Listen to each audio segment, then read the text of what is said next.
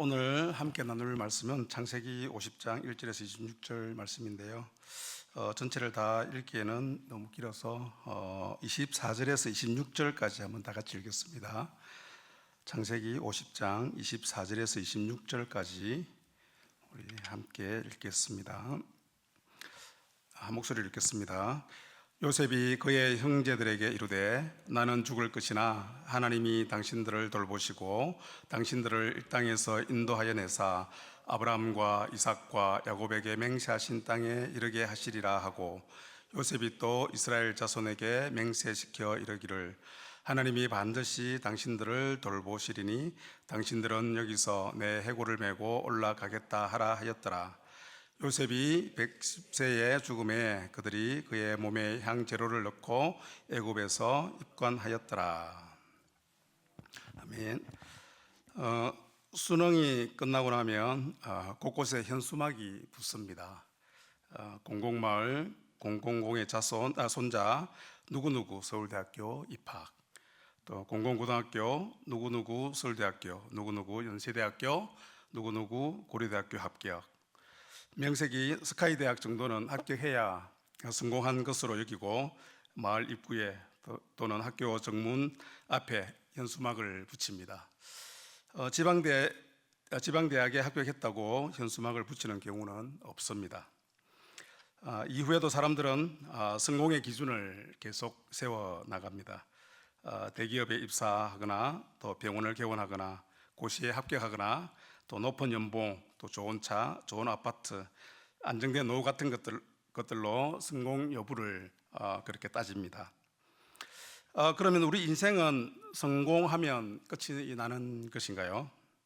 성공만 하면 모든 것이 다 끝난 것처럼 보아도 될까요? 그러나 성공 이후에도 우리를 기다리는 것이 있습니다. 바로 죽음입니다. 제가 살면서 여러 장례식을 기억하지만 기억에 남아있는 가장 오래된 장례식이 있습니다. 제가 5살 때였습니다. 정조 할머니께서 92살에 돌아가셨고 집에서 장례를 치렀습니다. 그 당시에 저희 집이 초가집이었고요. 그리고 꼬상열을 메고 그렇게 장례집을 나갔습니다. 집 대문 쪽이 이렇게 골목이 좁아가지고 이제 뒤쪽으로 돌아가는 그런 꼬상여가 나가는 그 장면이 사진에 찍힌 듯 기억이 납니다. 드론을 띄워서 그 장면을 촬영한 듯 그렇게 아직도 기억에 생생하게 나는데요. 지금은 장례식장에서 장례를 치르고 장의차를 타고 또 화장장이나 묘지로 이동합니다. 장례의 형식은 달라졌지만 죽음은 여전히 우리 앞에 있습니다. 그렇다면 성공이 인생의 끝이 아니라면 죽음이 인생의 끝일까요? 오늘 본문은 죽음을 눈앞에 둔 요셉의 마지막 고백입니다. 요셉은 애굽에서 성공한 사람이었습니다. 애굽의 왕 바로 그 다음에 권력을 가진 사람이었습니다. 기근 가운데 많은 백성을 살렸고 자신의 가족도 구했습니다. 인간적으로 보면 성공과 명예와 또 장수와 후손의 복을 누린 그런 사람입니다. 그런데 그의 마지막 고백은 자기 성공에 대한 자랑이 아니었습니다. 자기 업적에 대한 회고도 아니었습니다. 요셉은 이렇게 말합니다. 나는 죽을 것이나 하나님이 당신들을 돌보시고. 요셉은 죽음 앞에서 자기 인생을 붙든 것이 아니라 하나님의 돌보심을 붙들었습니다. 성공과 죽음을 바라보는 두 시선이 있습니다. 하나는 세상의 시선입니다. 세상의 시선은 장벽과 한계 앞에서 멈춥니다. 아무리 성공해도 넘을 수 없는 장벽이 있습니다. 관계의 문제, 질병의 문제, 상처의 문제, 그리고 죽음의 문제가 있습니다. 그 앞에서 사람들은 자기 한계를 느끼며 멈추게 됩니다. 그러나 성도의 시선은 다릅니다. 성도의 시선은 장벽과 한계를 하나님의 섭리와 약속이라는 그 렌즈를 통해서 바라봅니다. 그러면 성공 너머에 있는 약속을 보게 됩니다. 상처 너머에 있는 회복을 보게 되고요. 죽음 너머에 있는 소망을 바라보게 됩니다. 오늘 창세기 50장 전체를 통해서 요셉의 마지막 믿음을 세 가지 방향으로 살펴보려고 하는데요. 첫째는 성공 너머의 약속입니다. 그리고 둘째는 상처 너머의 회복입니다. 세 번째는 죽음 너머의 소망입니다. 이 세 가지 방향으로 하나님께서 성도가 어떻게 신앙의 방향을 갖고 살게 하시는지 함께 살펴보겠습니다. 첫 번째는 하나님은 성도가 성공 너머의 약속을 붙들고 살게 하십니다. 창세기 49장은 야곱의 죽음으로 끝이 납니다. 그래서 창세기 50장은 이렇게 시작합니다. 요셉이 그의 아버지 얼굴에 굽으려 울며 입맞추니. 요셉이 아버지 야곱을 얼마나 사랑했는지 보여주는 장면입니다. 요셉은 아버지의 죽음 앞에서 지난 날들이 주마등처럼 지나갔을 것입니다. 아버지의 편애를 받으며 채색 옷을 입었던 그때, 또 형들에게 미움을 받았던 그때, 그리고 애굽으로 팔려갔던 때, 종살이 하던 때, 억울하게 감옥에 갇혔을 때, 그리고 마침내 애굽의 총리가 되었던 그때가 떠올랐을 것입니다. 요셉은 파란만장한 그런 인생을 살았습니다. 그런데 이제 그는 애굽에서 바로 다음으로 높은 자리에 있었습니다. 요셉이 원했다면 아버지를 위해서 애굽식으로 최고의 장례식을 치를 수 있었을 것입니다. 애굽에서 피라미드와 같은 그런 화려한 무덤을 준비할 수도 있지 않았을까요? 그러나 요셉은 바로의 궁에 다음과 같이 전가를 보냅니다. 우리 아버지가 나로 맹세하게 하여 이르되 내가 죽거든 가나안 땅에 내가 파놓은 묘실에 나를 장사하라 하였나니 나로 올라가서 아버지를 장사하게 하소서. 바로는 이 말에 허락을 합니다. 그가 내게 시킨 맹세대로 올라가서 내 아버지를 장사하라. 요셉은 아버지 야곱을 애굽에서 장사하지 않습니다. 가나안 땅 마므레 앞 막벨라 밭 굴에 장사합니다. 그곳은 아브라함이 헷 족속 에브론에게 밭과 함께 사서 매장지로 삼은 곳입니다. 왜 그곳입니까? 그곳이 단지 가족 묘지였기 때문만은 아닙니다. 그곳은 하나님께서 아브라함과 이삭과 야곱에게 약속하신 땅이었습니다. 요셉은 애굽에서 성공했지만 애굽을 최종 목적지로 삼지 않았습니다. 그는 성공 너머에 있는 하나님의 약속을 바라보고 있었습니다. 요셉의 성공은 장래 행렬에서도 드러납니다. 바로의 모든 신하와 바로 궁의 원로들과 애굽 땅의 모든 원로들이 장래 행렬에 함께합니다. 병거와 기병이 요셉을 따라 올라갔고 그 때가 심히 컸다고 성경 기록하고 있습니다. 그들이 요단강 건너편 아닷 타작마당에 이르러 크게 울고 애통하자 그 땅의 가나안 백성들이 말합니다. 이는 애굽 사람의 큰 애통이라. 요셉은 세상의 중심과도 같았던 애굽에서 성공한 사람이었습니다. 그런데 그는 그 성공을 붙들고 애굽에 머무르지 않았습니다. 그는 아버지의 유언을 따라서 더 깊게는 하나님의 약속을 따라 가나안을 바라보았습니다. 우리가 장례식장에 가면 장례식에도 레벨이 있는 것처럼 느껴질 때가 있습니다. 가족이나 자녀들 중에 세상적으로 성공한 사람이 있으면 화환을 둘 자리가 없을 정도로 가득합니다. 화환에 적힌 이름만 보아도 그 사람의 사회적 위치를 짐작할 수 있습니다. VVIP실도 있고 장례식장 규모도 다릅니다. 죽은 부모나 가족을 위해 최고의 장례를 치러주고 싶은 마음도 있을 것입니다. 동시에 내가 이 세상에서 어느 정도 성공했는지를 보여주고 싶은 마음도 있을 수 있습니다. 성공 자체가 문제는 아닙니다. 그러나 문제는 성공이 우리를 어디로 향하게 하느냐입니다.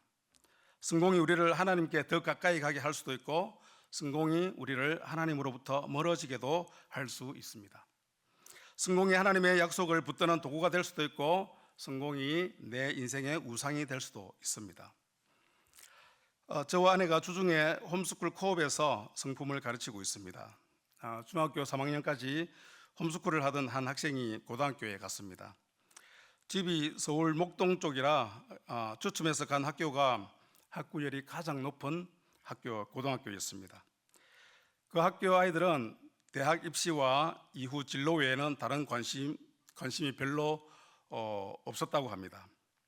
이 홈스쿨로 자란 학생이 짝이 된 친구와 미래의 이야기를 이렇게 하다가 자기는 책을 읽으면서 감명을 받은 것이 있어서 유럽을 여행해 보는 것이 꿈이라고 그렇게 이야기했다고 합니다. 그런데 그 짝이 그 말을 이해하지 못했다고 합니다. 스펙 쌓기도 바쁜데 어떻게 시간을 내어서 책을 읽고 여행을 한다는 것인가 상상하기가 어렵다고 했다고 합니다. 성공이라는 목표를 정해놓고 그것만 바라보며 사는 그런 모습입니다. 시험 문제 하나에 웃고 울고 그 문제 하나로 인생이 흔들리는 것처럼 느끼는 그런 삶을 사는 경험을 하고 있는 것을 그 학생의 어머니를 통해서 간접적으로 듣고 있습니다. 성도는 성공 너머의 약속을 붙들고 살아야 합니다. 성공이 인생의 끝이 아니라면, 죽음이 인생의 끝이 아니라면 우리의 삶은 달라져야 합니다. 우리는 무엇을 위해 성공하려고 합니까? 우리 자녀들에게 무엇을 성공이라고 가르치고 있습니까? 좋은 대학, 좋은 직장, 좋은 집, 안정된 노후가 우리 인생의 최종 목적지가 되어버리지는 않았습니까?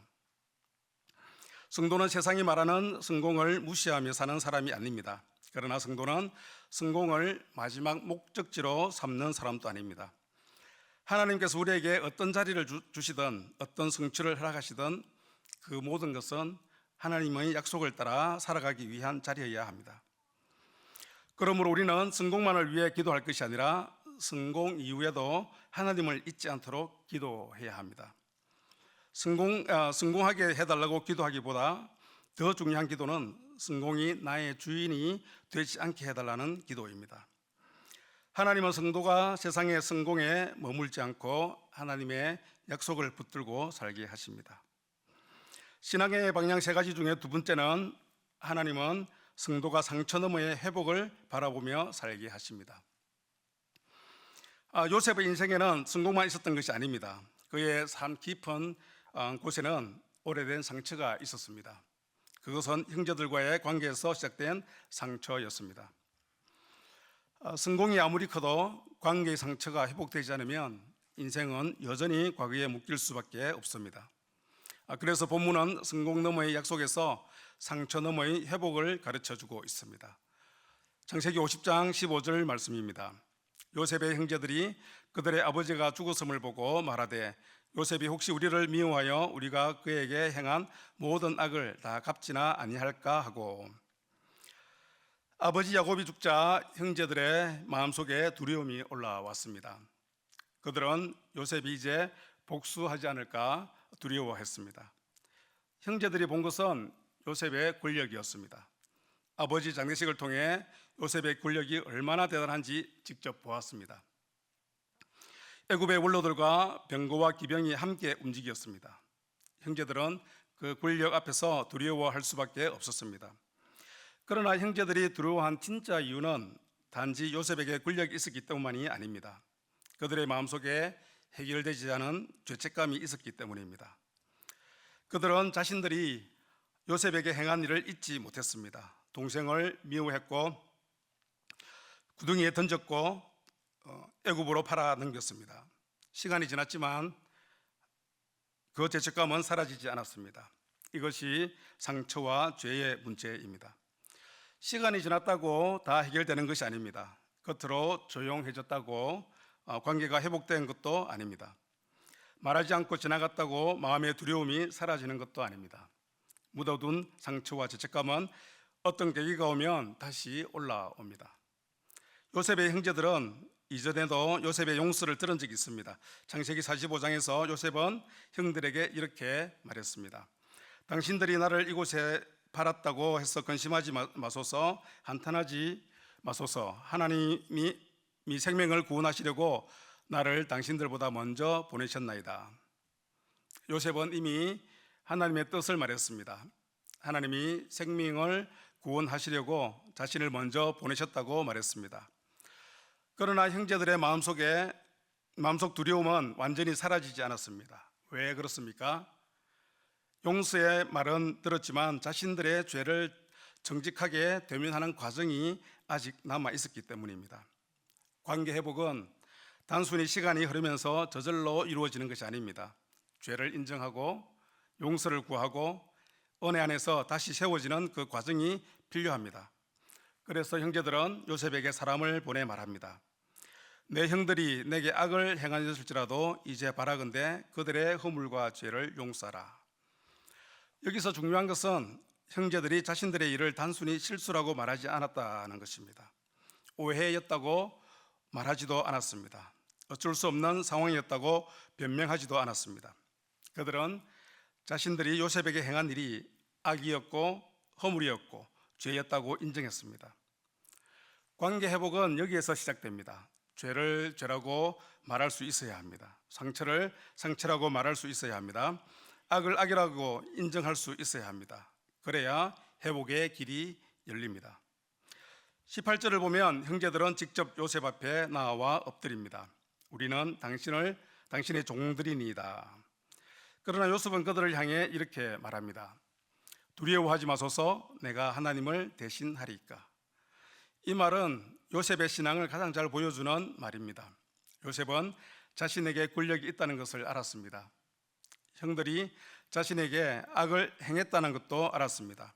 그러나 요셉은 심판자의 자리에 앉지 않았습니다. 내가 하나님을 대신하리이까. 요셉은 하나님만이 최종 심판자이심을 알았습니다. 그래서 자기 손에 복수의 칼을 들지 않았습니다. 그러나 요셉은 형들의 죄를 가볍게 만들지도 않았습니다. 그는 분명히 말했습니다. 당신들은 나를 해하려 하였으나 형들이 한 일은 악이었습니다. 요셉은 그것을 미화하지 않았습니다. 그러나 요셉은 거기서 멈추지 않았습니다. 하나님은 그것을 선으로 바꾸사 오늘과 같이 많은 백성의 생명을 구원하게 하시려 하셨나니. 요셉의 용서는 형들의 죄가 작았기 때문에 가능했던 것이 아닙니다.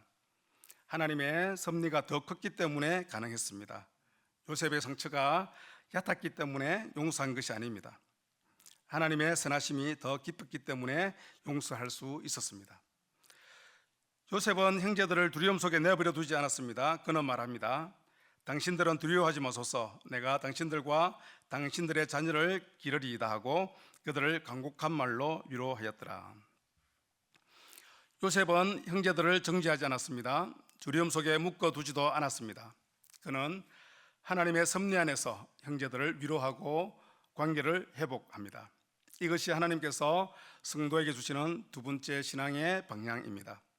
하나님은 성도가 상처를 그냥 묻고 지나가게 하지 않으십니다. 상처를 외면한다고 회복되는 것이 아니기 때문입니다. 하나님은 우리가 상처를 하나님의 섭리 안에서 바라보게 하시고 용서와 회복의 자리로 나아가게 하십니다. 물론 용서는 쉬운 일이 아닙니다. 상처가 깊을수록 더 어렵습니다.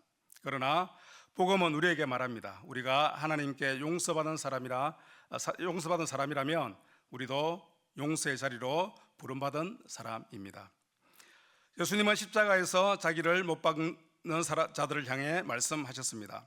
아버지, 저들을 사하여 주옵소서, 자기들이 하는 것을 알지 못함이니이다. 십자가는 죄를 가볍게 여기는 자리가 아닙니다. 십자가는 죄가 얼마나 무거운지를 보여주는 자리입니다. 동시에 십자가는 하나님의 용서가 얼마나 큰지를 보여주는 자리이기도 합니다. 성도는 상처를 부정하는 사람이 아닙니다. 성도는 상처를 하나님의 섭리와 십자가의 은혜 안에서 다시 바라보는 사람입니다. 하나님은 성도가 상처를 묻고 지나가지 않고 관계 회복을 이루며 살게 하십니다. 신앙의 방향 세 가지 중 세 번째입니다. 하나님은 성도가 죽음 너머에 소망을 붙들고 살도록 돌보십니다. 요셉의 인생은 성공으로 끝나지 않았습니다. 형제들과의 관계 회복으로도 끝나지 않았습니다. 이제 본문은 요셉의 마지막 자리, 곧 죽음의 자리에서 어떠해야 하는지를 가르쳐 줍니다. 창세기 50장 22절에서 23절 말씀입니다.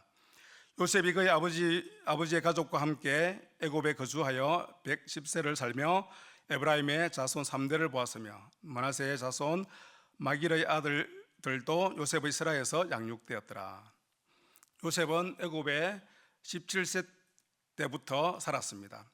거의 100년을 애굽에서 살았습니다. 손자와 증손자까지 보았습니다. 인간적으로 보면 요셉은 성공과 또 장수와 후손의 복을 누린 사람입니다. 애굽의 총리가 되었고 많은 백성을 살렸고 자기 가족도 기근에서 구했습니다. 인생의 끝자리에서 돌아보면 세상 사람들이 부러워할 만한 그런 삶이었습니다. 그러나 요셉은 애굽에서 오래 살았지만 애굽을 삶의 끝으로 삼지 않았습니다. 24절입니다. 요셉이 그의 형제들에게 이르되 나는 죽을 것이나 하나님이 당신들을 돌보시고 당신들을 이 땅에서 인도하여 내사 아브라함과 이삭과 야곱에게 맹세하신 땅에 이르게 하시리라 하고, 요셉은 말합니다. 나는 죽을 것이나. 요셉은 자신의 죽음을 피하지 않습니다. 외면하지도 않습니다. 애굽의 총리였어도 죽음을 피할 수 없습니다. 이것이 인간의 한계입니다. 그러나 요셉의 말은 나는 죽을 것이나 에서 끝나지 않습니다. 하나님이 당신들을 돌보시고로 이어집니다. 요셉은 자기 죽음보다 하나님의 돌보심을 더 크게 말하고 있습니다. 나는 죽지만 하나님은 살아계신다. 나는 떠나지만 하나님은 자기 백성을 떠나지 않으신다. 나는 여기까지이지만 하나님은 자기 백성을 약속의 땅까지 이끄신다. 이것이 죽음 앞에 선 요셉의 믿음입니다. 요셉은 자기 인생을 붙들지 않았습니다. 자기 업적을 붙들지도 않았습니다. 자기 성공을 붙들지도 않았습니다. 죽음 앞에서 그가 붙든 것은 하나님의 돌보심이었습니다. 25절을 보면 요셉은 다시 한번 같은 고백을 반복합니다. 하나님이 반드시 당신들을 돌보시리니 당신들은 여기서 내 해골을 메고 올라가겠다 하라. 여기서 중요한 표현은 반드시입니다. 요셉은 막연하게 기대한 것이 아니었습니다. 어쩌면 하나님이 돌보실 것이라고 말한 것도 아닙니다. 하나님은 반드시 돌보실 것이라고 말합니다. 요셉은 애굽이 아무리 화려해도 애굽이 이스라엘의 최종 목적지가 아니라는 것을 알았습니다. 하나님께서 아브라함과 이삭과 야곱에게 맹세하신 땅이 있음을 기억했습니다. 그래서 그는 자신의 해골을 애굽에 그냥 두지 말라고 말합니다. 여기서 내 해골을 메고 올라가겠다 하라. 이것은 단순한 장래 부탁이 아닙니다. 이것은 믿음의 유언입니다. 요셉의 해골은 죽음의 흔적이면서 동시에 약속의 증거입니다. 요셉은 죽었어도 이스라엘 자손에게 말하고 있는 것입니다. 너희는 애굽에 영원히 머물 사람들이 아니다. 하나님이 반드시 너희를 돌보실 것이다. 하나님이 반드시 너희를 약속의 땅으로 인도하실 것이다. 히브리서 11장 22절은 이 장면을 믿음으로 해석합니다. 믿음으로 요셉은 임종시에 이스라엘 자손들이 떠날 것을 말하고 또 자기 뼈를 위하여 명하였으며, 요셉의 믿음은 실제로 이루어집니다. 출애굽기 13장 19절은 모세가 출애굽할 때 요셉의 유고를 가지고 나왔다고 기록합니다. 모세가 요셉의 유고를 가졌으니 이는 요셉이 이스라엘 자손으로 단단히 맹세하게 하여 이르기를 하나님이 반드시 너희를 찾아오시리니 너희는 내 유고를 여기서 가지고 나가라 하였음이더라. 그리고 여호수아 24장 32절은 이스라엘 자손이 애굽에서 가지고 나온 요셉의 뼈를 세겜에 장사했다고 말씀합니다. 또 이스라엘 자손이 애굽에서 가지고 나온 요셉의 뼈를 세겜에 장사하였으니 이곳은 야곱의 세겜의 아버지 하몰의 자손들에게서 은 100개를 주고 산 밭이라. 그것이 요셉 자손의 기업이 되었더라. 그 무덤은 지금도 이스라엘에 남아 있습니다. 요셉의 믿음은 죽음으로 끝나지 않았습니다.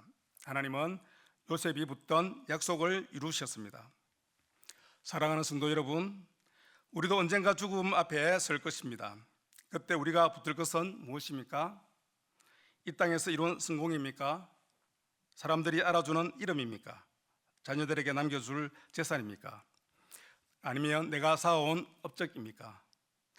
물론 그것들도 의미가 있을 수 있습니다. 그러나 그것들이 우리의 마지막 소망이 될 수는 없습니다. 성도의 마지막 소망은 하나님의 돌보심입니다. 성도의 마지막 방향은 약속의 땅입니다. 우리는 이 땅에서 살지만 이 땅으로 끝나는 사람들이 아닙니다. 우리는 이 땅에서 일하고 관계를 맺고 수고하고 울고 웃으며 살아가지만 우리의 최종 목적지는 이 땅이 아닙니다. 하나님이 약속하신 영원한 나라입니다. 요셉의 유골은 약속의 땅을 바라보게 하는 믿음의 표지였습니다. 그러나 우리에게 요셉의 유골보다 더 분명한 표지가 있습니다. 바로 예수 그리스도의 빈 무덤입니다. 예수님은 십자가에서 죽으셨습니다. 그러나 죽음이 끝이 아니었습니다. 하나님은 예수님을 죽은 자 가운데서 다시 살리셨습니다. 요셉의 유골이 하나님이 약속의 땅으로 인도하신다고 증언했다면 예수님의 빈 무덤은 하나님이 자기 백성을 영원한 생명으로 인도하신다고 증언합니다. 그러므로 성도는 죽음이라는 인간의 한계 앞에서 절망하지 않습니다. 죽음은 끝처럼 보이지만 그리스도 안에서 끝이 아닙니다. 성공도 끝이 아닙니다. 상처도 끝이 아닙니다. 죽음도 끝이 아닙니다. 하나님이 반드시 돌보시기 때문입니다. 하나님이 약속하신 곳으로 우리를 인도하시기 때문입니다. 말씀을 맺으려고 합니다. 오늘 우리는 요셉의 마지막 장면을 통해 세 가지 신앙의 방향을 살펴보았습니다. 첫 번째는 하나님은 성도가 성공놈의 약속을 붙들고 살게 하신다는 것이었습니다.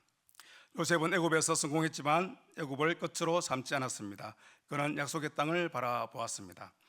두 번째는 하나님은 성도가 상처 너머의 회복을 바라보며 살게 하신다는 것이었습니다.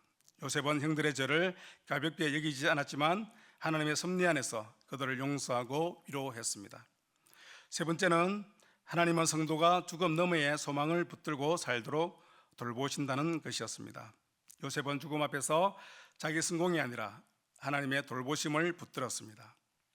사랑하는 성도 여러분, 성공이 삶의 끝입니까? 아닙니다. 그러면 죽음이 삶의 끝입니까? 이것도 아닙니다. 성도의 삶은 성공으로 끝나지 않습니다. 죽음으로 끝나지도 않습니다. 성도의 삶은 하나님의 약속을 향해 나아갑니다. 하나님께서 반드시 돌보시고 반드시 인도하시고 반드시 약속하신 곳에 이르게 하십니다. 그러므로 오늘 우리도 요셉처럼 고백할 수 있어야 합니다. 나는 죽을 것이나 하나님이 돌보시리라. 우리는 한계가 있지만 하나님은 한계가 없으십니다. 우리는 여기까지이지만 하나님은 끝까지 인도하십니다. 우리는 언젠가 떠나지만 하나님은 자기 백성을 떠나지 않으십니다. 성공너머의 약속을 바라보시기 바랍니다. 상처 너머의 회복을 바라보시기 바랍니다. 죽음 너머의 소망을 바라보시기 바랍니다. 그리고 그리스도의 빈 무덤을 바라보시기 바랍니다. 하나님이 반드시 우리를 돌보십니다. 하나님이 반드시 우리를 약속하신 영원한 나라로 인도하십니다. 이 믿음으로 오늘을 살아가는 성도님 되시기를 주님의 이름으로 축원합니다.